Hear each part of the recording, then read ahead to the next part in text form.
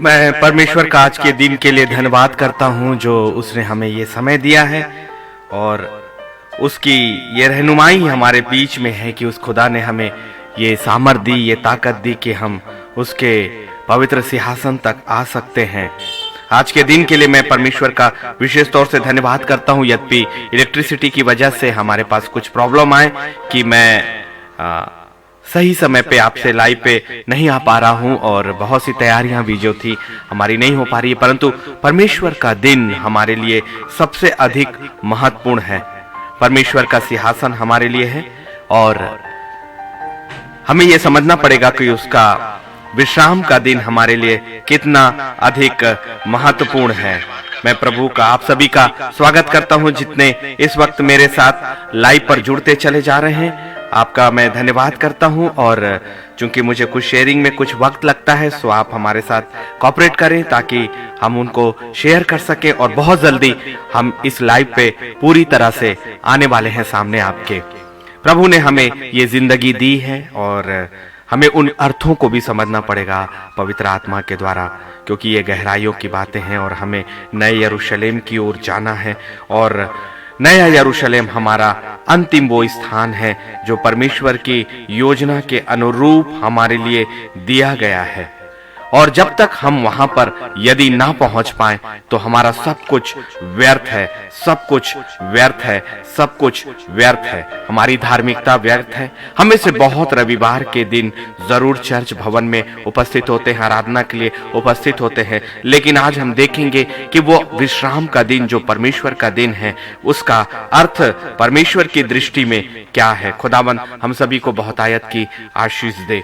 मैं आप सभी का स्वागत करता हूं जितने लोग इस वक्त मेरे साथ जुड़े हैं। कुछ विलंब जरूर हुआ है लेकिन परमेश्वर का कार्य न कभी रुका है न कभी रुक पाएगा। आइए हम एक प्रार्थना के साथ ये शुरुआत करें।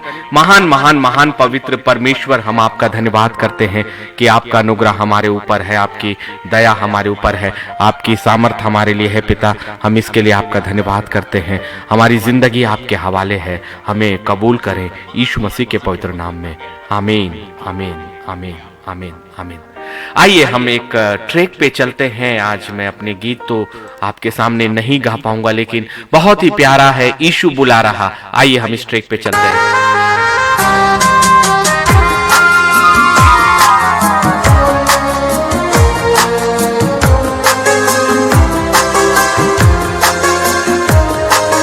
यीशु बुला रहा, यीशु बुला रहा, तेरा नाम ले लेकर तुझे यीशु बुला रहा, यीशु बुला रहा, यीशु बुला रहा, तेरा नाम ले लेकर तुझे यीशु बुला रहा।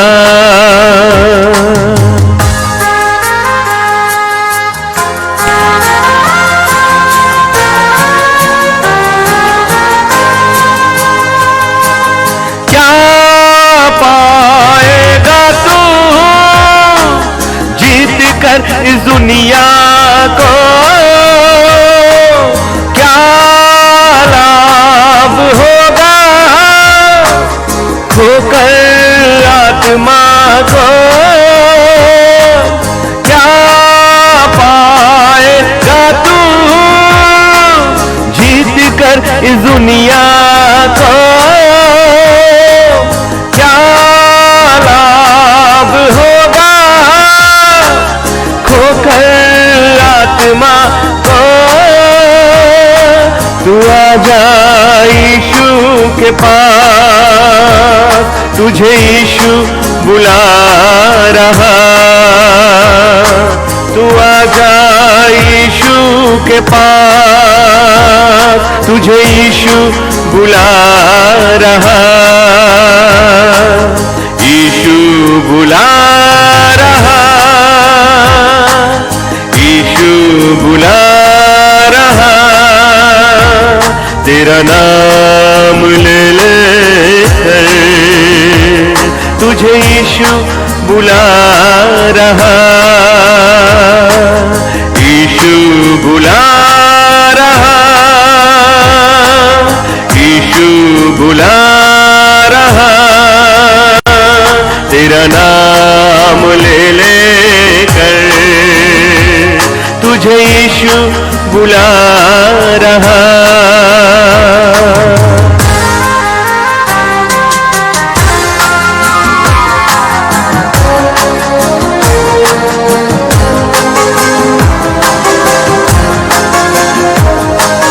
चोर आया चोरी करने, घात हथियां करने, यीशु आया जीवन देने, बहुतायत का जीवन देने। चोर आया चोरी करने, बहुतायत का जीवन देने, यीशु आया जीवन देने, बहुतायत का जीवन देने। तू आजा यीशु के पास, तुझे यीशु बुला रहा। तू आजा यीशु के पास, तुझे यीशु बुला रहा, यीशु बुला रहा, यीशु बुला रहा, तेरा नाम ले लेकर तुझे यीशु बुला रहा, यीशु बुला रहा, यीशु बुला रहा, तेरा नाम ले लेकर तुझे यीशु बुला रहा, तेरा नाम ले लेकर तुझे यीशु बुला रहा।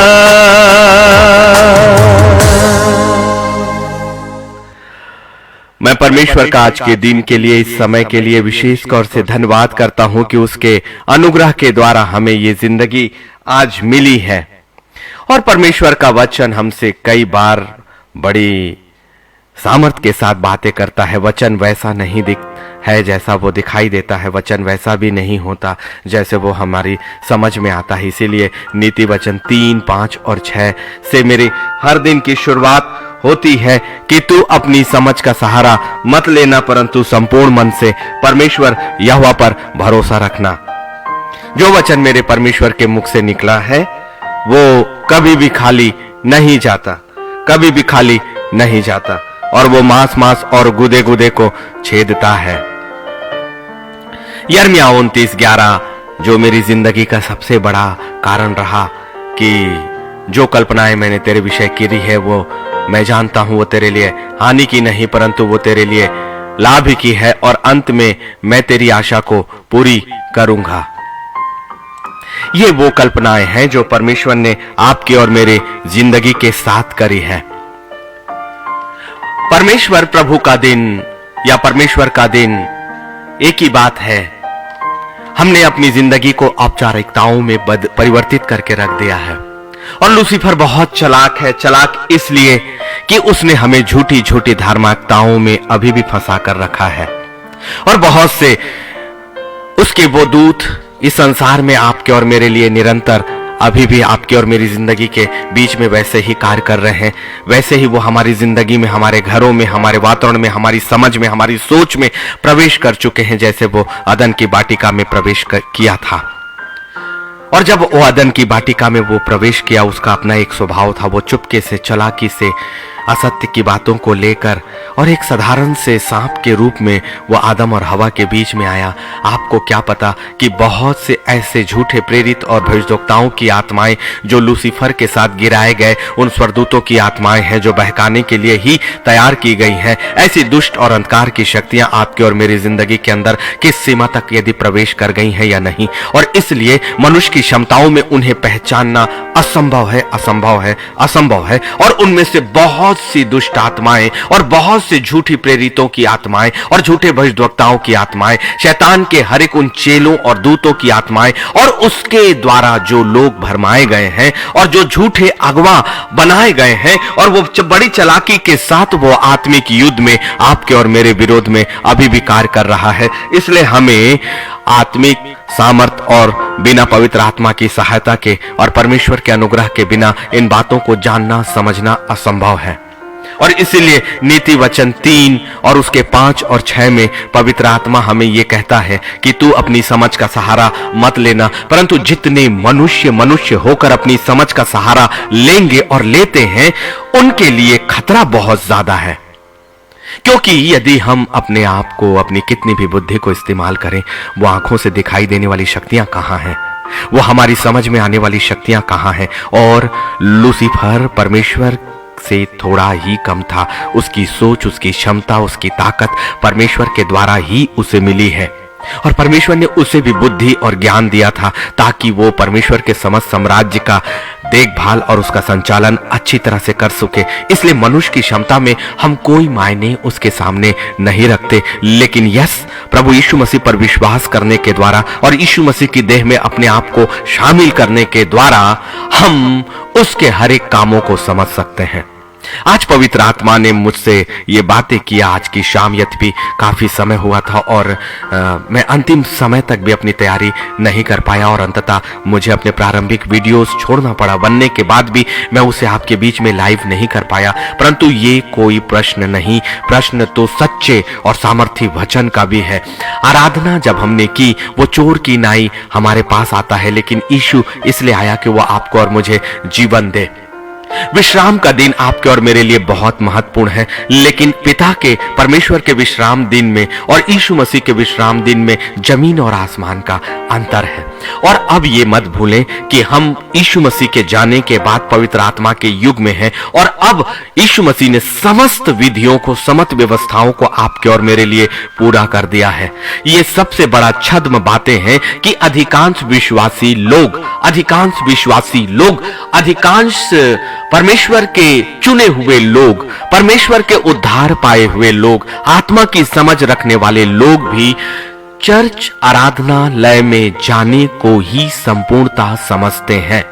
और हमें लगता है कि चर्च के एक या आराधनालय के रविवार में शामिल होने से हमारी धार्मिकता पूरी हो गई, हमें पवित्रता मिल गई, हमें शुद्धता मिल गई, हमने परमेश्वर के वचन को सुना भी, जाना भी, आराधना की। ये सब अच्छा है, ये आज्ञा भी है और ये हमें करना भी है।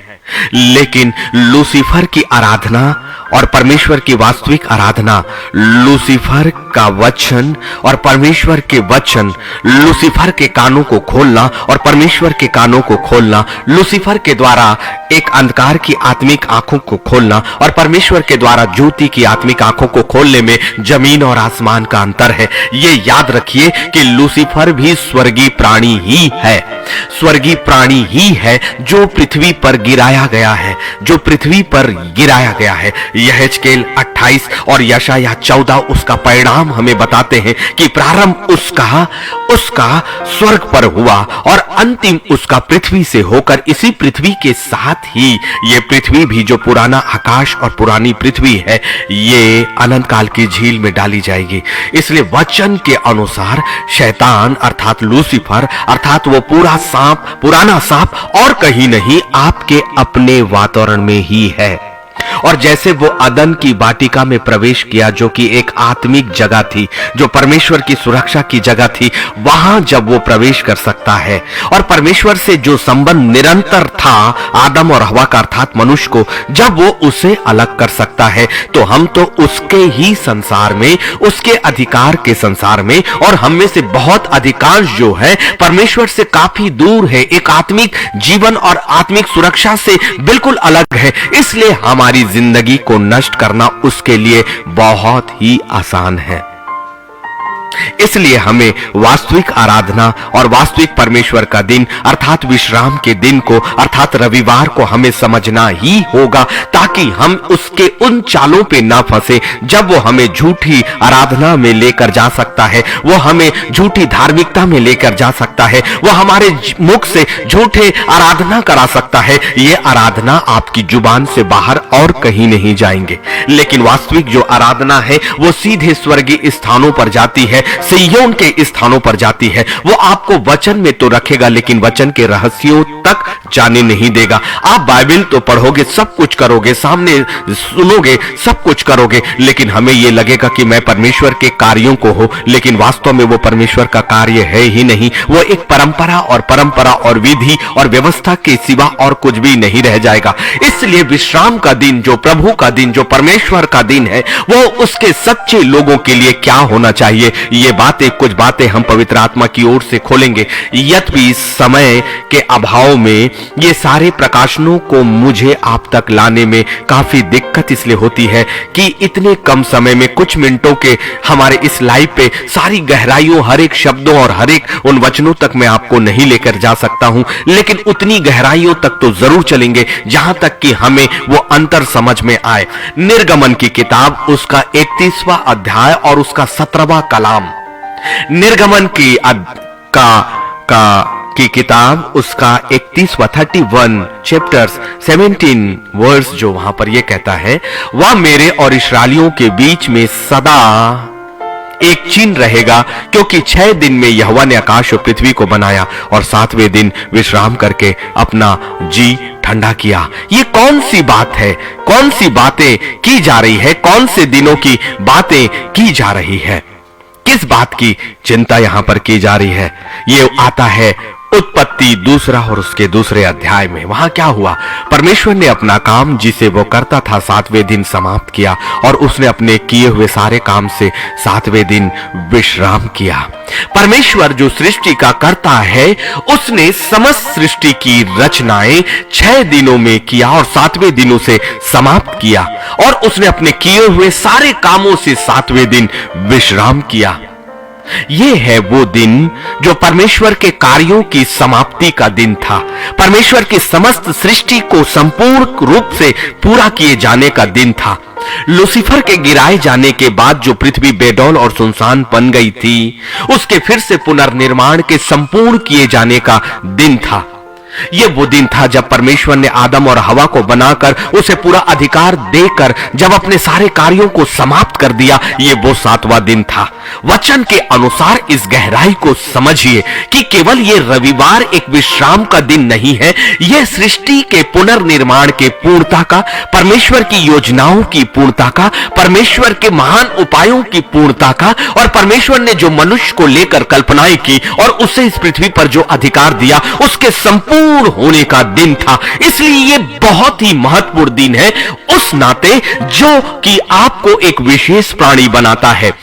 इस पृथ्वी पर जो भी कार्य परमेश्वर ने किया, जो निर्माण उसने पूरा किया और 7वें दिन सब समाप्त किया, इस पर अधिकार उसने किसी स्वर्गीय प्राणी को नहीं दिया था, इस पर उसने अधिकार खुद भी नहीं रखा, लेकिन उसने आपको और मुझे विशेष तौर से अपने स्वरूप और समानता में बनाया, और तब समस्त पृथ्वी पर जो पूरे 7वें दिन तक में जितनी भी बातें पूरी हुई, उस पर अधिकार आपको और मुझे मिला। कितना महत्वपूर्ण है! इसका मतलब ये आपके परमेश्वर की संपूर्णता को प्राप्त करने का दिन है, ये परमेश्वर की योजनाओं के पूरा होने का दिन है, ये 7वां और विश्राम का दिन परमेश्वर के जो विचार आपके लिए हैं उनको पूर्णता करे जाने का दिन है, उनको मानने का, उनको स्मरण करने का और परमेश्वर की दया को कबूल करने का दिन है, इसलिए ये सामान्य दिन नहीं है। इससे हमने वर्तमान में केवल आराधनालय में पहुंचना, वहां बैठना, वहां संगीत करना और आराधना में शामिल हो जाना और वापस आ जाना, लोगों से मिलना, विश्राम के दिन अच्छे अच्छे भोजन को तैयार करना और फिर उसका आनंद लेने में बदल दिया है। ये लूसीफर की एक सबसे बड़ी चाल है, जबकि ये एक ऐसा विशेष दिन है जिस दिन पृथ्वी और समस्त योजनाओं का निर्माण हुआ और वो अधिकार मनुष्य अर्थात आपको और मुझे मिला है। ये बहुत ही ज्यादा महत्वपूर्ण है, क्योंकि परमेश्वर का स्वभाव कभी भी नहीं बदला। यदि शैतान ने अभी भी हमारी जिंदगी में, मनुष्यों ने अभी भी हमारी जिंदगी में यदि कुछ बिगाड़ किया है, तो वो 7वां दिन आपकी जिंदगी का महत्वपूर्ण दिन होगा। यदि उस दिन आप परमेश्वर के सिंहासन के सामने आकर परमेश्वर को उत्पत्ति 2 और 2 का स्मरण कराते हैं, क्योंकि जो वचन परमेश्वर यहोवा के मुख से निकला है वो कभी भी खाली नहीं जाता। ये वो विशेष दिन है जिस दिन हम परमेश्वर से अपनी बिगड़ी हुई चीजों को पुनर्निर्माण के लिए याचना कर सकते हैं, जिस दिन हम परमेश्वर के विश्राम को, उस खुदा को ही स्मरण करा सकते हैं। खुदा को सब कुछ पता है, लेकिन वो चाहता है कि उसके बेटे और बेटियां उस दिन के महत्व को जाने जो उनके लिए ही है। ये परमेश्वर के विश्राम करने का दिन तो था, लेकिन ये परमेश्वर ने विश्राम किया समस्त बातों को पूरा करने का, लेकिन आपकी जिंदगी के लिए प्रारंभ का दिन है। ये आपकी जिंदगी का प्रारंभ का दिन है। ये आपके लिए, परमेश्वर के लिए ये दिन सब्त कहलाया, यहूदियों के लिए सब्त का दिन कहलाया, और ये सब्त की विधि तो बाद में प्रारंभ हुई। लगभग 2500 वर्षों के बाद, इस दिन के विश्राम को किए जाने के लगभग 2500 वर्षों के बाद मूसा के माध्यम से निर्गमन और उसके 20 में सब्त की शुरुआत खुदा ने की, वो विधियों को बनाया। लेकिन उससे भी पहले शुरुआत वो मनुष्यों की दृष्टि से यदि देखा जाए तो ये आपके लिए सप्ताह का पहला दिन ठहरता है, अर्थात आपकी जिंदगी में नई बातों के प्रारंभ होने का। इसलिए सप्ताह का ये दिन आपके और हमारे लिए इसलिए महत्वपूर्ण है कि उस दिन हम परमेश्वर के सिंहासन के सामने जाकर उन बातों को स्मरण करते हैं, और करना भी चाहिए कि खुदावंद तूने ये समस्त सृष्टि और मेरी जिंदगी का निर्माण मुझे आशीष देने के लिए किया है, और जो कल्पनाएं तेरे विचारों की है उससे मैं तेरे पवित्र वेदी के सामने अभी इसी वक्त कबूल करता हूं। यह है सच्ची आराधना में शामिल होना, परमेश्वर की संगति और उसकी सहभागिता में शामिल होना। भले वहां पर आने वाली भीड़ उस आत्मा में है या नहीं, ये महत्व नहीं रखता, क्योंकि परमेश्वर आपको एक अलग और व्यक्तिगत आत्मा के रूप में देखता है, और उसने हर इंसान को अलग अलग बनाया। हमारी गलतियां क्या है ना, जो लूसीफर ने हमें कहा कि हम अपने परिवार, अपने रिश्तों को शामिल करते हैं और तब परमेश्वर के सामने एक सम्मिलित रूप से समझते हैं। ये एक संस्था तो है, लेकिन परमेश्वर के लिए आप एक आत्मा हो, और नए यरूशलेम में और जीवन की किताब में परिवार और संबंधों के साथ नाम नहीं लिखा जाता। इस संसार के सरकार आपको एक परिवार और परिवार के मुखिया और उसके सदस्य के रूप में आपको अधिकार देती है। आपके लिए जो भी योजनाएं बनाती है परिवार को लेकर, वो परिवार के समस्त सदस्यों को लेकर करती है। लेकिन नया यरूशलेम एक ऐसा शासन का स्थान है, एक ऐसी जगह है जहां आत्माएं केवल व्यक्तिगत तौर से कबूल की जाएंगी, और हर आत्मा का एक व्यक्तिगत न्याय होगा, और हर आत्मा के लिए अपना एक स्थान होगा। वहां कोई भी रिश्ते नहीं होंगे। ये बड़े परिवर्तन को आपको समझना होगा। इसलिए नए यरूशलेम की तैयारी रिश्तों और संबंधों, बच्चों, पति पत्नी, इन सब को लेकर नहीं की जा सकती। ये आपकी आत्मा की व्यक्तिगत तैयारी है। इसीलिए नीति वचन 3, 5 और 6 में पवित्र आत्मा उन गूढ़ रहस्यों को आपको बताता है जो आत्मिक साम्राज्य के लिए है। यस, हम प्रार्थना कर सकते हैं अपने परिवार के लोगों के लिए, हम प्रार्थना कर सकते हैं उन सारे लोगों के लिए, लेकिन तैयारी तो आपकी अपनी व्यक्तिगत ही है, और व्यक्तिगत ही जीवन की किताब में आपका नाम होगा, और व्यक्तिगत ही यरूशलेम के उन 12 फाटकों में प्रवेश करने का अधिकार आपको होगा, और व्यक्तिगत तौर से ही यीशु नासरी के महान सिंहासन के सामने आपके न्याय के लिए आपको खड़ा होना होगा, और व्यक्तिगत तौर से आपके और मेरे आत्मिक जिंदगी के कार्य हमें निर्धारित करेंगे कि हम उन नए यरूशलेम के 12 फाटकों के अंदर हम प्रवेश कर रहे हैं कि नहीं। इसलिए ये विश्राम का दिन जो परमेश्वर का दिन है आपके लिए बहुत महत्वपूर्ण महत्वपूर्ण है। अभी भी अवसर है कि हम उस जगह पर जाकर अपने आत्मा को अपने परमेश्वर के सामने, उसके सिंहासन के सामने प्रायश्चित कर सकते हैं। और परमेश्वर आपकी बाहर की आवाज को नहीं, आपकी आत्मा की आवाज को कबूल करता है, क्योंकि वो जगह होती है जहां परमेश्वर का वचन पूरा होता है कि जहां कहीं भी मेरे नाम से 2 और 4 इकट्ठे हो, वहां मैं होता हूं। आप इकट्ठे होने की जगह पर जाते हैं, उनमें से बहुत सी आत्माएं केवल एक औपचारिकता के रूप में इकट्ठी होंगी, लेकिन आपको आपका लेखा और परमेश्वर केवल आपको आपके अपनी आत्माओं से, आपके अपने कामों से देखता है।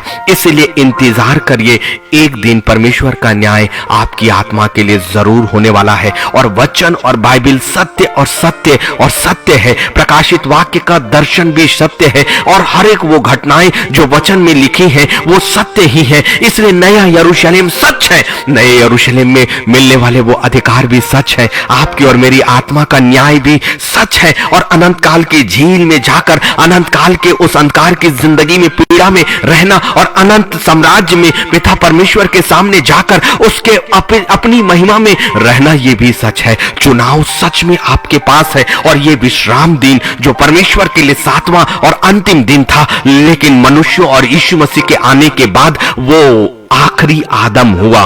पहला आदम ने हमें पाप की ओर लेकर गया, लेकिन अंतिम आदम ने हमारे लिए स्वर्ग का दरवाजा खोल दिया है। अभी भी हमें ये अवसर है कि परमेश्वर के उस दिन को हम अपनी जिंदगी में व्यर्थ नहीं जाने दें।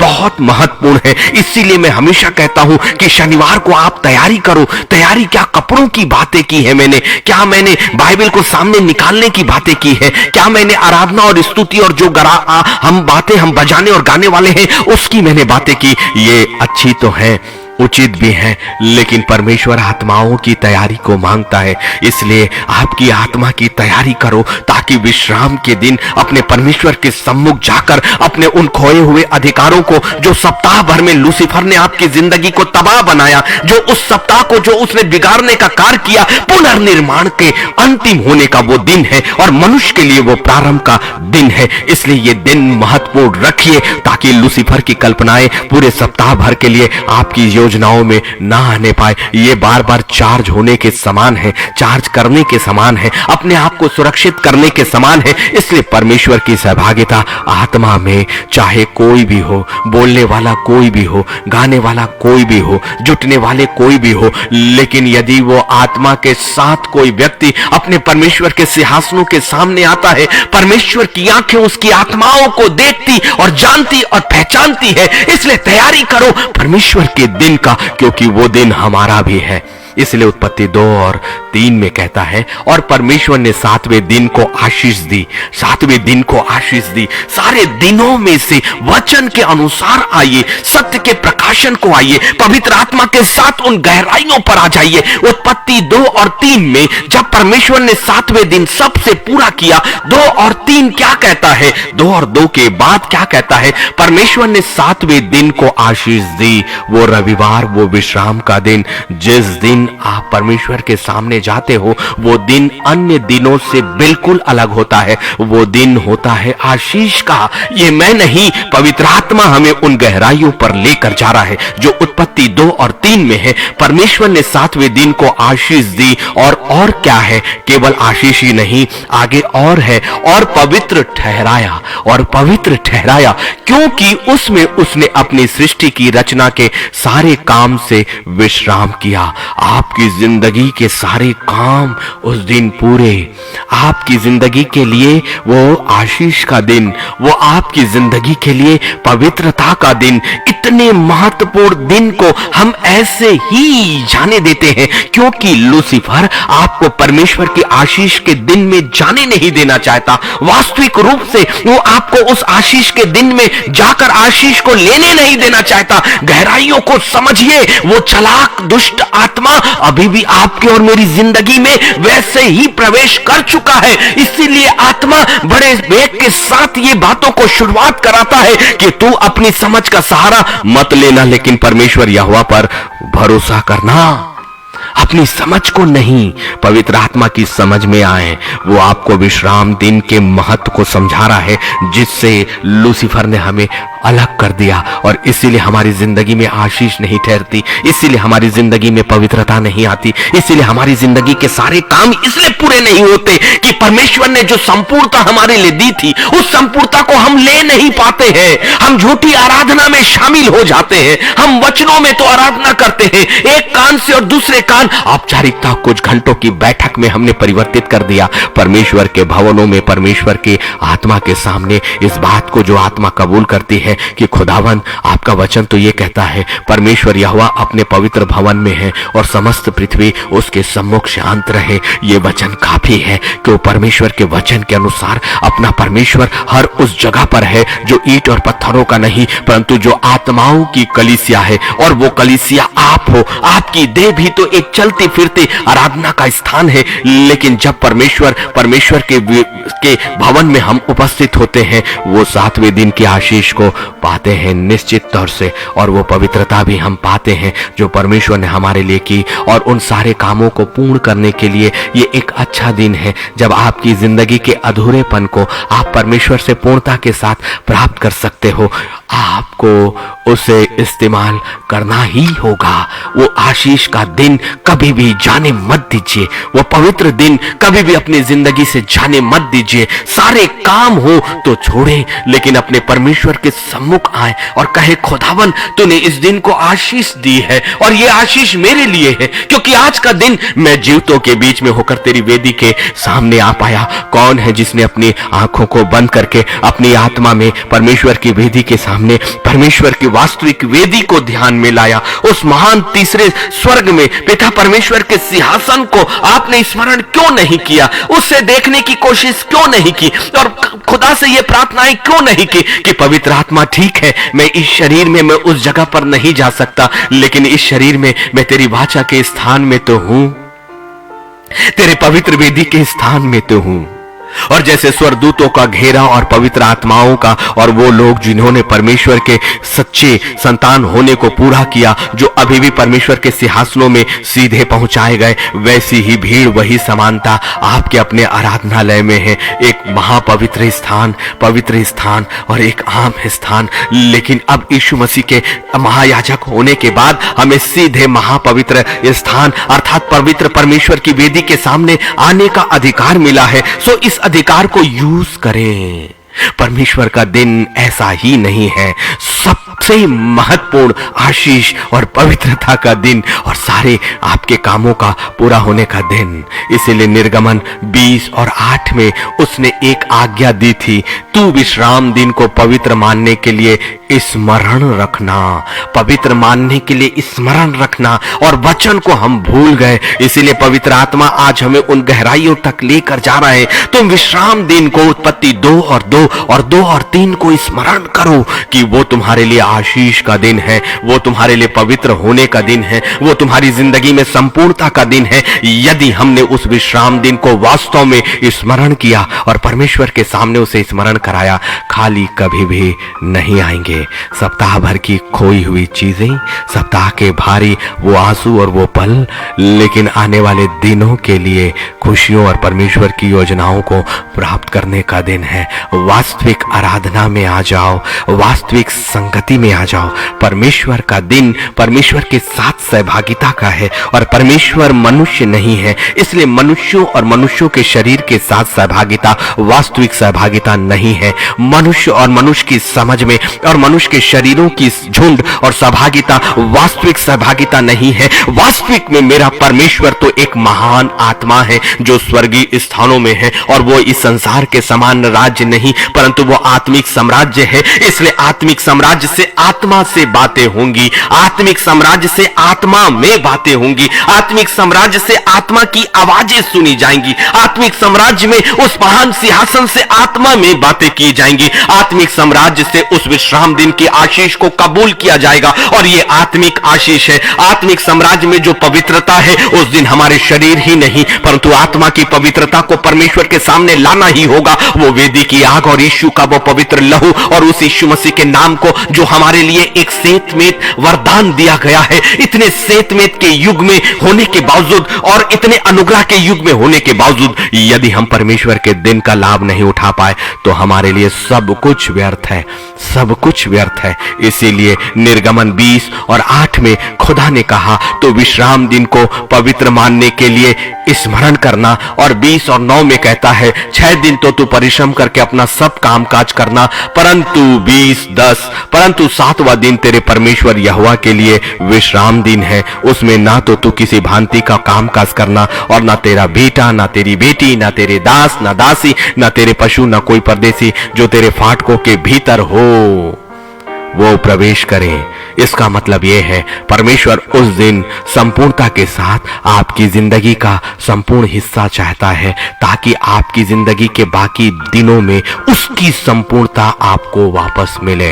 ये बहरा घेद है, बहुत ही सस्ता, बिल्कुल भी उपाय। परमेश्वर उस दिन सारी बातों से अलग करके आपकी सहभागिता इसलिए चाहता है, उस दिन केवल आपको आत्मा में अपने नजदीक देखना चाहता है। उस दिन उसकी आंखें विशेष तौर से आप पर टकटकी लगाकर देखती हैं, क्योंकि उस दिन उसने अपने समस्त कार्यों को करके विश्राम किया और सब कुछ पूरा किया।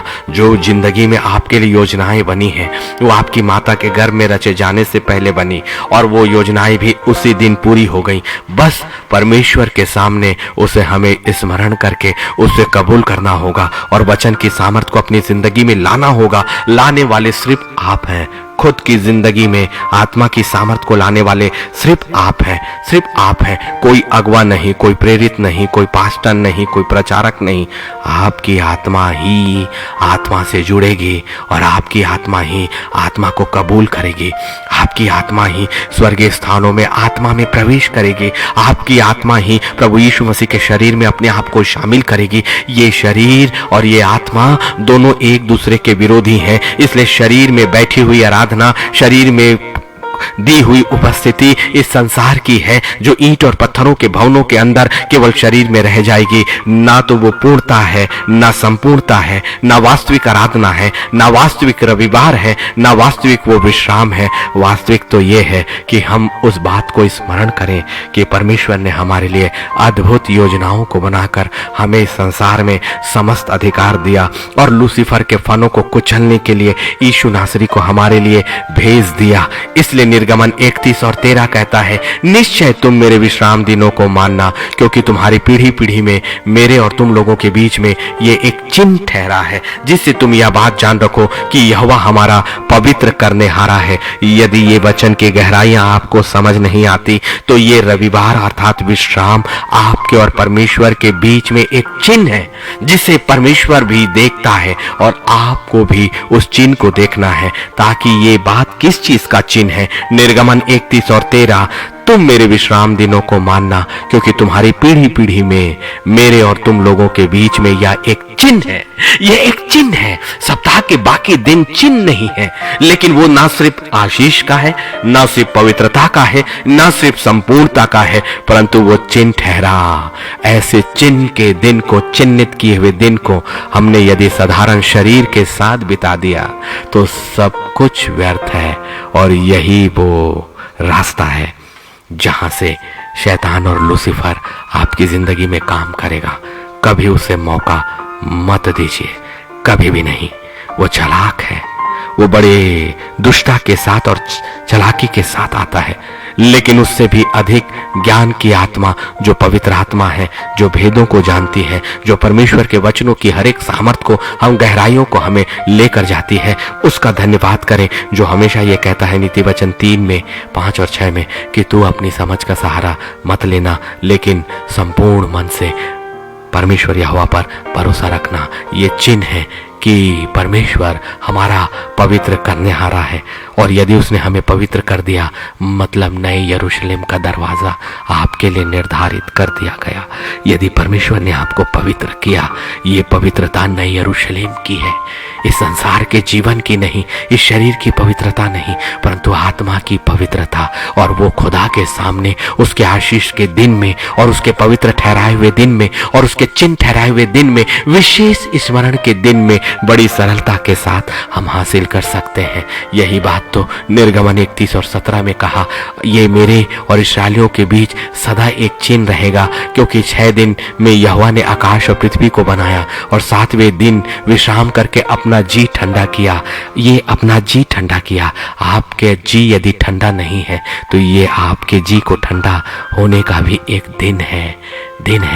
इसीलिए यिर्मयाह 17 और उसके 21 में कोई बातें भविष्यवाणियां आपके जीवन के साथ की गई हैं।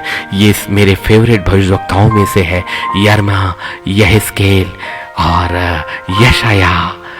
ये सारे ऐसे लोग हैं जिनमें महान भविष्यवक्ताओं की आत्माएं हैं। ऐसा अनुग्रह और परमेश्वर और मनुष्य का ऐसा रिश्ता मैंने कहीं नहीं देखा।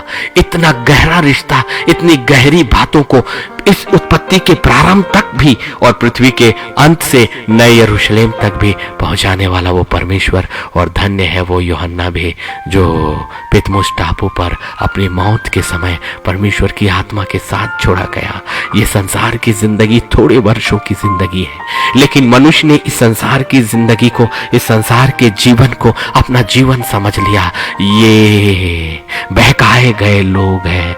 अभी भी हमारे पास वक्त है। इस संसार की अभिलाषाओं से बाहर निकल जाइए। वास्तविक जिंदगी संसार की रिश्तों की, नौकरी, पैसे, रुपये, पैसे, धन, दौलत, कपड़ों की नहीं। यकीन करिए, जैसे जैसे मैं आत्मा में बढ़ता चला जा रहा हूं, जैसे जैसे परमेश्वर आपसे लाइव के माध्यम से मुझे भी अपने पवित्र और सामर्थ्य वचनों को पहले देते जा रहा है, मेरी आत्मा सच में मजबूत होते जा रही। और जैसे जैसे मेरी आत्मा को वो मजबूती मिल रही है, मेरे शरीर की लालसाएं, वो इच्छाएं, धन, दौलत, रिश्ते, पद, प्रतिष्ठाएं, ये सारी बातों से मेरी बुद्धि पूरी तरह से शून्य हो रही है और मेरी आंखें पूरे समय नए यरूशलेम को देखना चाहती है, पूरे समय उसकी तैयारी करना चाहती है, पूरे समय अपने उन अंतिम सांसों की प्रतीक्षा करती है, जिस दिन मेरे डेरे का सा शरीर और मेरे शरीर की वो अंतिम सांसें होंगी। लेकिन वो आपके लिए वो विश्राम और आशीष के दिनों का पहला दिन होगा,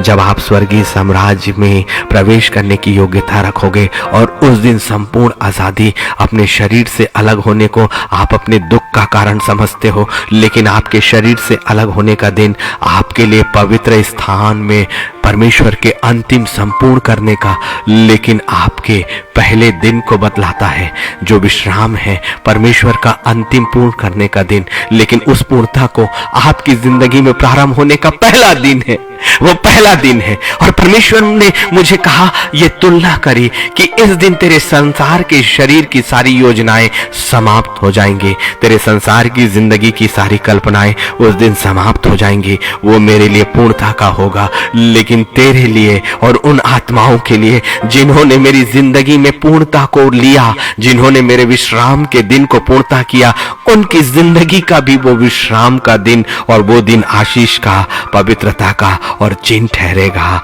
नए यरूशलेम में प्रवेश करने का। सातों तुरियों के इंतजार में परमेश्वर आपकी आत्माओं को अधोलोक के वो स्थान, जो स्वर्ग का पहला स्थान है, पहला स्वर्ग अधोलोक को छूता है। पवित्र शास्त्र में कभी मैं आपको अधोलोक के विषय में जरूर आत्मा मुझे लेकर जाएगा और मैं अधोलोक के विषय में जरूर उन गहराइयों तक पवित्र आत्मा के प्रकाशन में आपको लेकर जाऊंगा। अधोलोक का वो भाग, दो भाग है। अधोलोक का एक भाग नरक को छूता है और एक भाग स्वर्ग को छूता है, और ये वो भाग है जहां आत्माएं विश्राम करेंगी न्याय के दिन तक। लेकिन अभी भी वो आत्माएं जो अधोलोक के उस भाग में जाती हैं जो अंधकार की है, वहां पीड़ाएं अभी से प्रारंभ है, उनके शरीर के छोड़ने से प्रारंभ है। लेकिन अधोलोक का वो स्थान जो पहला स्वर्ग का भाग है, वो स्थान अभी हमारे इस शरीर के छोड़ते साथ हमारी आत्मा को भी विश्रांति देगा। फिर हमें डर और भय नहीं, क्योंकि हम अनंत काल की उस अवस्था में चले जाएंगे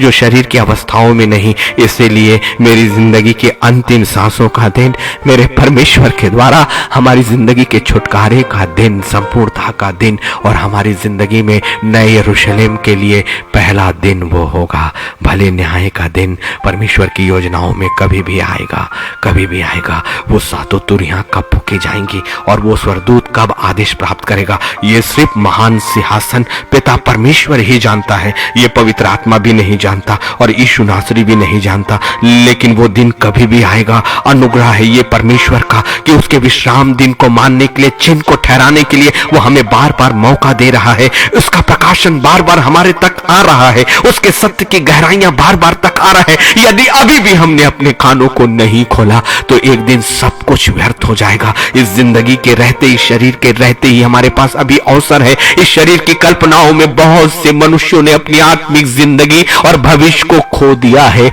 और यही हमारी सबसे अधिक पीड़ा का कारण है। इसीलिए बड़े बोझ के साथ उन सत्य को जानने के अलावा मैं उस सत्य को आप तक पहुंचाते जा रहा हूं जो 14 फरवरी 2022 से खुदा ने ये एक नई जिम्मेदारी मुझे दी कि नए यरूशलेम का वो प्रकाशन मैं अपनी जिंदगी की आखिरी सांसों तक उन आत्माओं तक पहुंचाते रहूं, उस सत्य, उन गहराइयों को पहुंचाते रहूं। मेरा नाम कहीं नहीं, मेरी बुद्धि कहीं नहीं, मेरी अपनी समझ नहीं, सिर्फ मेरे पास मेरे खुदा का अपना वो कलाम जिसकी गहराइयों तक वो पवित्र आत्मा मुझे लेकर जाता है। यिर्मयाह 17 और उसके 21 में यहोवा यूं कहता है, ये परमेश्वर की वाणी है। परमेश्वर अपने भविष्यद्वक्ता के द्वारा आपसे कहता है। ये सीधे परमेश्वर का वचन है, ये सीधे परमेश्वर का वचन है, क्योंकि यहां लिखा है, यहोवा यूं कहता है, सावधान रहो, सावधान रहो, विश्राम के दिन कोई बोझ मत उठाओ और ना कोई बोझ यरूशलेम के फाटकों के भीतर ले आओ। इसका मतलब है कोई भी संसार का कार्य नहीं, कोई भी संसार की चिंताएं नहीं, कोई भी संसार की बातें नहीं, संसार की चीजें नहीं। और रविवार और विश्राम दिन को ही हमने संसार के सारे कामों को निपटाने का, अपने परिवार के साथ आनंद करने का दिन बना दिया, जबकि वो दिन है अपने पवित्र परमेश्वर की आशीष को पाने का, अपने पवित्र परमेश्वर की पवित्रता को पाने का, उसकी संपूर्णता को अपनी जिंदगी में प्रारंभ कराने का। इतने भेदों की जगह को छोड़कर हमने मनुष्य की क्षमताओं, मनुष्य की लालसाओं में उस दिन को पूरी तरह से खराब करके रखा है। अपने अभी तक हमने उस दिन को, जो विश्राम का दिन है, जो परमेश्वर का दिन है, हमने अपनी जिंदगी में कभी पूर्णता नहीं लाया। लेकिन अब लूसीफर और उसके विचार हार गए। पवित्र आत्मा उसके ऊपर है, पवित्र आत्मा का प्रकाशन उनके ऊपर है और सत्य हमारे सामने है। इसीलिए अब प्रारंभ होता है। क्यों आपके लिए परमेश्वर के संपूर्ण किए जाने का दिन, आपके लिए प्रारंभ का दिन क्यों होता है? क्योंकि एक मानव आया जो वचन था और वचन परमेश्वर था और उसने इन सारी परंपराओं को तोड़ दिया जो परमेश्वर के लिए था। निर्गमन में ये दिन सप्त का दिन कहा गया। ये परमेश्वर की सृष्टि के निर्माण के लगभग 2500 वर्षों के बाद, जबकि परमेश्वर ने इसे पहले ही आशीष और पवित्रता का दिन उत्पत्ति 2 और 2 में संपूर्णता के बाद घोषित कर दिया था। लेकिन व्यवस्थाओं के रूप में ये आया निर्गमन में, जब परमेश्वर ने मूसा को यह आज्ञा दी और ये सप्त का दिन कहलाया जो एक चिन्ह के रूप में है। लेकिन अब देखिए ना, पवित्र आत्मा हमें नई बातों की ओर लेकर जा रहा है, नई व्यवस्थाओं की ओर लेकर जा रहा है। अब हम मूसा की व्यवस्था से बंधे हुए नहीं हैं, अब हम उस पुरानी वाचा से बंधे हुए नहीं जो निर्गमन 12 में मूसा के द्वारा बांधी गई थी। लेकिन अब हम गेतसेमनी के बाग में जाने से पहले फसह के दिन की वो तैयारी करने पर, जब यीशु मसीह ने कटोरा लिया और वो अपनी रोटी ली और जब उसने आपसे और मुझसे एक नई वाचा बांधी और जब उसने कहा कि लो ये मेरी नई वाचा का लहू है, उस दिन आप एक नई बातों से बंध गए, उन सारी बातों के पूर्णता के समाप्त होने और यीशु मसीह के साथ एक नए दिन की शुरुआत, जो परमेश्वर का अंतिम है, जो परमेश्वर की संपूर्णता है, वो यीशु मसीह का प्रारंभ है। जो यीशु मसीह का प्रारंभ है वही मनुष्य होने के नाते आपका भी प्रारंभ है, क्योंकि परमेश्वर मनुष्य मनुष्य नहीं बना, परंतु परमेश्वर का पुत्र और उसका वचन मनुष्य बन के यीशु मसीह के सामने आया। और यीशु मसीह ने क्या कहा है मत्ती 12 और 8 में, मनुष्य का पुत्र तो सब्त के दिन का भी प्रभु है। कुछ गहराइयों तक जाइए, यह सब्त का दिन वही है जो विश्राम का दिन है, जो मूसा की व्यवस्था में आया, जो विश्राम का दिन परमेश्वर ने ठहराया, जिसे आशीष का दिन और पवित्रता का दिन और सारी बातों को स्मरण करने का दिन ठहराया, वो सब्त का दिन कहलाया। लेकिन अब यीशु मसीह इसी सब्त के दिन को क्या कहता है, जहां वो परमेश्वर के लिए अंतिम सप्ताह का अंतिम समय था, यीशु मसीह के लिए वो पहला और उसकी देह में होने के कारण आपके लिए भी पहला दिन है। यीशु मसीह ने सब कुछ पूर्णता जो किया, उससे प्रारंभ प्राप्त किया आपके लिए। परमेश्वर ने जो संपूर्ण किया आपके लिए, उसे यीशु मसीह ने प्राप्त करके आपको दिया है। इसलिए वो रविवार जब आप पिता को स्मरण करते हो, तो पिता की संपूर्ण योजनाओं के पूर्ण होने का, उसकी आपकी जिंदगी की और आपके निर्माण की कल्पनाओं के पूर्ण होने का है। लेकिन यीशु मसीह की देह में होने के कारण अब उन संपूर्णता का आपके लिए पूर्ण होने के दिनों में जाने, अर्थात नए यरूशलेम तक की तैयारी का पहला दिन होता है। सो रिसीव करें इस दिन की आशीष को, उस दिन की पवित्रता को, और अपनी जिंदगी से वो विश्राम अर्थात सब्त का दिन कभी जाने ना दे। क्योंकि यीशु मसीह ने एक बात कही है मत्ती 12 और 8 में, मनुष्य का पुत्र तो सब्त के दिन का भी प्रभु है। उस दिन का भी प्रभु जो हर एक बातों के पूर्णता होने पर जिसको अधिकार मिला। और इसीलिए मरकुस 2 और 27 भी देखिए, और उसने उनसे कहा सब्त का दिन मनुष्य के लिए बनाया गया है, ना कि मनुष्य सब्त के दिन के लिए। देखिए कितनी गहराई है, कितनी गहराई है। मरकुस 2 और 27 में आ जाइए।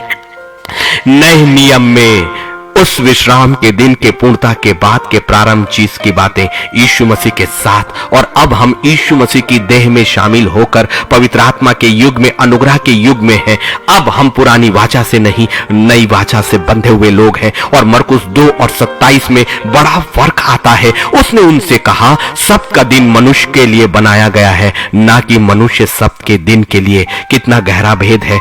उस दिन मनुष्य सब्त के दिन के लिए नहीं, अर्थात मनुष्य की कल्पनाओं और उसकी लालसाओं का वो दिन नहीं है, परंतु वो दिन परमेश्वर ने मनुष्य के लिए बनाया। लेकिन लूसीफर ने उससे हमारे लिए मनुष्य को सब्त का दिन बना दिया, मनुष्य की जिंदगी को सब्त का दिन बना दिया, मनुष्य की लालसाओं को सब्त का दिन बना दिया। उस दिन हमारी मूवीज और सारे अच्छे अच्छे खाने, लोगों से मिलने का दिन बना दिया। आज मैं परमेश्वर के इस कलाम से बहुत आशीषित हुआ, क्योंकि ये प्रकाशन पहले कभी भी मुझे अपनी पूरी जिंदगी में, मेरी पूरी आयु में नहीं मिला था। लेकिन आज की शाम जब घड़ी का कांटा बढ़ते चला जा रहा था, अंतिम समय में 9:34 पर खुदा ने मुझे अपने वचन को संपूर्णता के साथ दिया। और इसीलिए 5 मिनट का वो देर हुआ, अंतिम मिनटों तक भी आत्मा मुझसे बातें करते रहा। और मैंने धन्यवाद किया प्रभु, तेरे विश्राम को समझने के लिए, तेरे वो सब्त के दिन को समझने के लिए। और वो सब्त का दिन अब परमेश्वर का जो अंतिम है, वो यीशु मसीह में हमारी जिंदगी का प्रारंभ है। कैसा अद्भुत रहस्य। इसीलिए सत्य को लूसीफर ने छुपाया है, झूठे प्रेरित और भविष्यवक्ताओं ने हमारी जिंदगी में इन शब्दों को, संसार के शब्दों और डिक्शनरियों से भर दिया है, अपनी कल्पनाओं और अपने जुबान और अपने शब्दों से भर दिया। लेकिन हमारे पास शब्द होंगे पवित्र आत्मा के, और पवित्र आत्मा के शब्द होंगे उसके उस वचन से जो परमेश्वर के कलाम के अंदर है। इसलिए सुसमाचार वही जो परमेश्वर का कलाम करता हो, क्योंकि सुसमाचार मनुष्य नहीं, खुदा खुद अर्थात पवित्र आत्मा अर्थात परमेश्वर का वचन है। इसलिए मरकुस 2 और 27 को समझिए। सब्त का दिन मनुष्य के लिए बनाया गया है, ना कि मनुष्य सब्त के दिन के लिए। रिसीव करो, ये आपके लिए बनाया गया है, आप उसके लिए नहीं बने हो, ये आपके लिए बनाया गया है। रिसीव करो उस आशीष को। अब इस विश्राम के दिन में उस आशीष को और उस पवित्रता को जाने मत देना, और उसके बाद जिंदगी में कभी भी नहीं।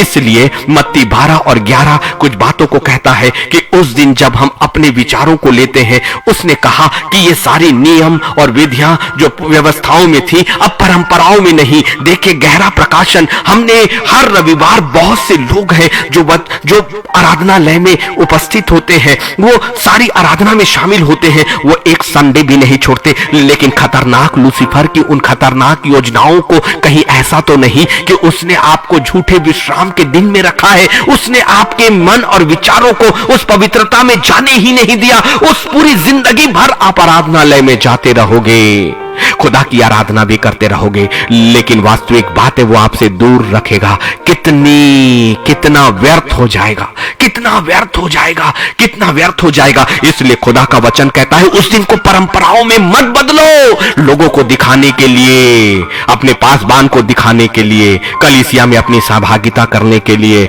आराधना में एक जुबान से केवल गीतों को गाने के लिए, वचन को केवल एक पढ़ने के लिए, विधियों में जाने के लिए, परंपराओं से शुरुआत करके परंपराओं में अंत करके बाहर निकलकर आ जाना आराधना नहीं है, बिल्कुल भी नहीं, क्योंकि ये परंपराएं हैं और परमेश्वर का वचन हर परंपराओं से इनकार करता है। देखिए, इस सप्त के दिन को जो परमेश्वर ने विश्राम का दिन ठहराया था, इससे मूसा के समय लगभग 2500 वर्षों के बाद सप्त का दिन घोषित किया गया, लेकिन सदुकी और फरीसियों ने इस सप्त के दिन को पूरी तरह से परंपराओं के दिनों में बदल कर रख दिया था कि इस दिन तुम्हें ये नहीं करना, इस दिन तुम्हें बाजार से कोई चीज नहीं खरीदनी, इस दिन तुम्हें इस तरह की चीजों को नहीं करना, इस दिन दास और दासियों, ये सारी व्यवस्थाएं तो थी। लेकिन अब यीशु मसीह के आने के बाद सब कुछ बदल गया है। जो परमेश्वर का अंतिम दिन था वो यीशु मसीह में आपके और मेरे लिए पहला दिन है। जो परमेश्वर के लिए सप्ताह का अंतिम दिन था वो आपके लिए सप्ताह का पहला दिन है। इसलिए एक बड़ा परिवर्तन है, एक बड़ा परिवर्तन है।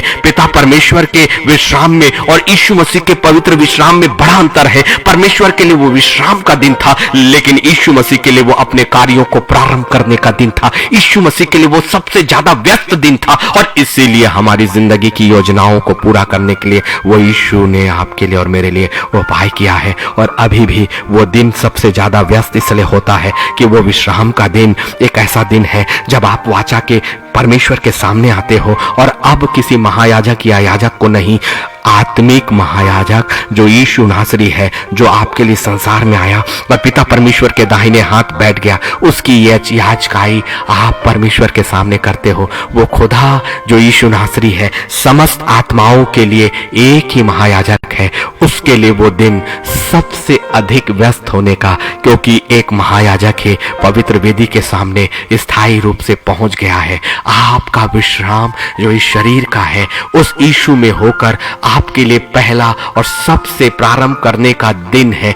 इसलिए मत्ती 12 और 11 उस परंपराओं के विरोध में कोई बातों को कहती है। गहराइयों को समझिए। यहां यीशु मसीह ने कहा, तुम में से ऐसा कौन है जिसकी एक ही भेड़ हो और वह सप्त के दिन गड्ढे में गिर जाए तो उसे पकड़कर ना निकाले। मूसा की व्यवस्था और फरीसियों ने जो उसे गलत तरीके से एक औपचारिकताओं में बदल दिया था, उस दिन के अनुसार यदि आपकी भेड़ भी किसी गड्ढे में गिरे तो कोई परिश्रम आपको बिल्कुल भी नहीं करना था उस दिन। लेकिन यीशु ने कहा कि कौन है जो उसको उस दिन ना निकाले, और 12-12 कहता है, भला मनुष्य का मूल्य भेड़ से कितना बढ़कर है, इसलिए सप्त के दिन भलाई करना उचित है। तब उसने उस मनुष्य से कहा, अपना हाथ बढ़ा, अपना हाथ बढ़ा, अपना हाथ बढ़ा, अपना हाथ बढ़ा और उसे निकाल ले। इसका मतलब ये है, ये गहराई और भेदों तक आपको लेकर जा रहा है। उस विश्राम के दिन को परंपराओं में मत बदलो, परंपराओं में मत बदलो। इसीलिए कहा कि आपकी आराधनाएं परंपराओं की आराधना ना हो। ये एक उपमा थी। परमेश्वर आपको समझाता है कि उन झूठे प्रेरित और भविष्यवक्ताओं और फरीसी और सदूकियों की आत्माएं जो वास्तव में वो 1/4 स्वर्गदूतों की आत्माएं हैं, जिन्होंने परमेश्वर के साम्राज्य के विरोध में आत्मिक युद्ध को छेड़ा है, और जो परमेश्वर की सच्ची आत्माओं को, जिनके लिए परमेश्वर ने वो विश्राम का दिन अपनी संपूर्णता का और आपके पहले दिन का प्रारंभ का ठहराया, उस आशीष, उस पवित्रता और उस चिन्ह में जाने से आपको रोके। लेकिन धन्यवाद पवित्र आत्मा का कि उसने हमें समझाया और गहराइयों तक लेकर जाया। इसलिए अब वो रविवार हमारे लिए परंपरा का नहीं, परंपरा का नहीं। देखिए क्या हुआ, वो दिन था प्रकाशित वाक्य 1 और 10 में, यही विश्राम का दिन था, यही विश्राम का दिन था। पितमुस टापू में जो यूहन्ना ने दर्शन प्रारंभ किया, वो यही दिन था यही सब्त का दिन था, यही विश्राम का दिन था, ये प्रारंभ का दिन है। परमेश्वर के लिए जो अंतिम है वो आपकी जिंदगी के लिए अब प्रारंभ है। प्रकाशित वाक्य उसका पहला अध्याय और उसका 10वां में, तब मैं प्रभु के दिन आत्मा में आ गया और अपने पीछे तुरही का सा बड़ा शब्द यह कहते सुना, प्रभु के दिन, प्रभु का दिन। और इसीलिए मैंने इसका टॉपिक भी है परमेश्वर का दिन, अर्थात उसका जो 7वां विश्राम का दिन, अर्थात जो सब्त का दिन है, उस दिन प्रारंभ हुआ दर्शनों का, आपकी अपनी जिंदगी के प्रारंभ का। प्रकाशित वाक्य नए यरूशलेम का प्रकाशन है। आने वाली बातें, जो वास्तविक बातें हैं, जो परमेश्वर ने आपके लिए रख छोड़ा है, और उसका प्रारंभ इसी दिन हुआ। ये सही है ना कि ये दिन आशीष और पवित्रता और एक चिन्ह है। इसी दिन प्रकाशित वाक्य 1:10 आपको बतलाता है कि मैं प्रभु के दिन, प्रभु का दिन, प्रभु का दिन, यही 7वां दिन, यही सब्त का दिन, और आपके और मेरे लिए सप्ताह का पहला दिन वो आत्मा में आ गया और अपने पीछे तुरही का सा एक बड़ा शब्द उसने दिखा। और देखिए, यही चीजें मत्ती 28 और 1 में हुई। यीशु मसीह पुनरुत्थान हुआ, मरने के बाद जिंदा हुआ इसी दिन, विश्राम के दिन, सब्त के दिन। ये सच्चाई है। यीशु मसीह का जिंदा होना परमेश्वर की योजनाओं का आपकी जिंदगी में प्रारंभ होना, क्योंकि जब वो जिंदा हुआ उसने शैतान के फन को कुचला और नए यरूशलेम में वापस लौटा और उसने आपको अपना अधिकार दिया और आपके लिए और मेरे लिए जगह तैयार करने गया है। ये परमेश्वर की योजनाओं का अंतिम विश्राम, लेकिन आपके लिए प्रारंभ, आपके लिए प्रारंभ। मत्ती 28 और 1, सब्त के दिन के बाद सप्ताह के पहले दिन। देखिए, अब वो पहला दिन कह रहा है जो परमेश्वर के लिए सप्ताह का 7वां दिन था उत्पत्ति 2 और 2 में। अब मत्ती 28 और 1 में वो सप्ताह का पहले दिन में बदल गया, क्योंकि यही सप्त का दिन पहले उत्पत्ति में सप्ताह का 7वां दिन है। आप वचन को उठाकर पढ़ ले, लेकिन मत्ती 28 और 1 में सप्त के दिन के बाद सप्ताह के पहले दिन, पहला ही दिन, शुरुआत जो होता है वो आपकी और मेरी जिंदगी के लिए शुरुआत का दिन है। फटते ही मरियम मगदलिनी और दूसरी मरियम कब्र को देखने गई। यहाँ कब्र का प्रचार नहीं है, यहाँ तो विश्राम के दिन का प्रचार है। और ये विश्राम का दिन आपके और मेरे लिए अनंत विश्राम की जिंदगी में जाने का प्रारंभ है। रिसीव करें और इस दिन को अपनी जिंदगी में कभी खाली ना जाने दें। वो सप्ताह कभी भी आपका दुख और आंसू में नहीं बीतेगा। परमेश्वर हम सबको बहुतायत की आशीष दे। खुदाबंद, जो आपने मुझे कहा मैंने सेत में वही कह दिया पिता, जो आपके लिए संपूर्णता था और सप्ताह का 7वां दिन था जिसमें आपने संपूर्ण किया, वो हमारी जिंदगी को पूर्ण किया पिता। और हमारी जिंदगी का वो पहला दिन है, क्योंकि वो यीशु मसीह के सबसे अधिक व्यस्त रहने का दिन है, जिस दिन वो महायाजक हमारी ओर से आपकी वेदी के सामने महायाजकाई प्रार्थना करता है, एक मध्यस्थता की प्रार्थना करता है। और इसीलिए उसने कह दिया कि जो कुछ तुम यीशु मसीह के नाम से मांगोगे वो बातें तुम्हारे लिए हो जाएंगी। धन्यवाद और धन्यवाद और धन्यवाद करते हैं पिता कि ये पवित्र दिन हमारे लिए पवित्र भी है, आशीषित भी है और एक चिन्ह है। अब ये चिन्ह हमारी जिंदगी से कभी ना हटने पाए। प्रभु हमारी आत्माओं को कबूल करे, हमारे घरों को कबूल करे। और अब जेरी जितनी आत्माएं हैं प्रभु, वो सच्चाई के साथ तेरे विश्राम के दिन को, जो तेरा सप्ताह लेकिन हमारा यीशु में प्रारंभ है, हम उससे प्रारंभ करने वाले हो सके, उस दिन स्मरण करने वाले हो सके प्रभु। आपकी कल्पनाओं को भी, आपकी योजनाओं को, आपकी पवित्रता को, आपकी आशीष को रिसीव करने वाले हो सके। इसलिए उस दिन सिर्फ हमारा परमेश्वर और परमेश्वर की संगति आत्मा में, आत्मा के साथ, आत्मा के स्थानों के लिए, हमेशा के विश्राम के लिए, हमेशा की शांति के लिए, क्योंकि जो आपका अंत है वो हमारा प्रारंभ है। जो इस संसार की जिंदगी का अंत होगा वही हमारी आत्मिक जिंदगी का पहला और आनंद का दिन होगा। ये शरीर मिट्टी है और मिट्टी में जाने दीजिए। हमें उन बातों की चिंता नहीं कि शरीर का और शरीर के साथ क्या होगा, लेकिन प्रभु हम धन्यवाद करते हैं कि आपने हमारी आत्मा के लिए हमारी आत्मा को तैयार कर दिया, हमारी आत्मा के लिए हमारी आत्मा के ज्ञान को खोल दिया, हमारी आत्मा के लिए हमारी आत्मिक समझ को खोल दिया। वैसे ही प्रभु हमारी आत्मिक आंखों को और अधिक खोल दें, ताकि हम स्वर्गीय गहराइयों को समझ सके, तेरे वचन के उन भेदों को जान सके, तेरे उन बातों को गहराइयों के साथ समझ सके जो मनुष्य की परिभाषा में नहीं हो सकती, जो मनुष्य की समझ में नहीं आ सकती। ये वचन तो कुछ और अर्थों को लेकर रखते हैं प्रभु, ये नए यरूशलेम और तेरे आत्मिक साम्राज्य की गहराइयों को रख सकते हैं। और जब तक कि प्रभु तेरे पवित्र आत्मा जो गहराइयों सत्यों और रहस्य को बतलाने वाला मात्र एक प्राणी, एकमात्र व्यक्तित्व है पिता। उसके बगैर हमारे लिए कुछ भी संभव नहीं। हमें कबूल करे प्यारे खुदावन यीशु मसीह के पवित्र नाम में, आमीन, आमीन, आमीन। मैं परमेश्वर का धन्यवाद करता हूं। थोड़ा सा अतिरिक्त समय हुआ, लेकिन वचन मैं बीच में रोक नहीं सकता, यह अधिकार मुझे भी नहीं। लेकिन अंतिम समय में परमेश्वर ने ठीक अंतिम समय में हमें यह प्रकाशन दिया और मैं खुद भी इससे बहुत आशीषित हुआ हूं। कल का दिन ठीक 9:30 बजे फिर से एक नए कलाम के साथ और नई आराधना के साथ हम जरूर आएंगे आपके पास। सो प्रभु हमें बहुत आयत की आशीष दे। जय मसीह के।